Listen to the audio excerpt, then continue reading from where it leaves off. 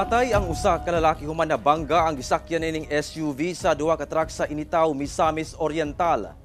Dead on arrival na sa ospital ang usa ka lalaking pasahero niining pulang nga SUV diyang nalambigit sa disgrasya pasado alas 2 kaganinang kadlawon. Sa investigasyon sa Initaw Police, paingon unta sa Cagayan de Oro City ang usa ka multipurpose truck ug ang SUV sakay ang 7 ka mga pasahero. Apan kalit lang kunong nabangga ang SUV sa truck nga anaa sa atubangan niini. Sa kakusog sa impact, nawad-an matud pa og kontrol ang driver sa SUV ug nabangga pa kini sa kasugat nga forward truck nga paingon unta sa Iligan City. Daling gipangdala sa ospital ang mga sakay sa SUV, lakip ang driver kinsa nakaangkon og mga samad sa lawas. Apan gideklara kining patay ang usa kanila nga nakatagdang ilubong karong adlaw subay sa tradisyong Islam.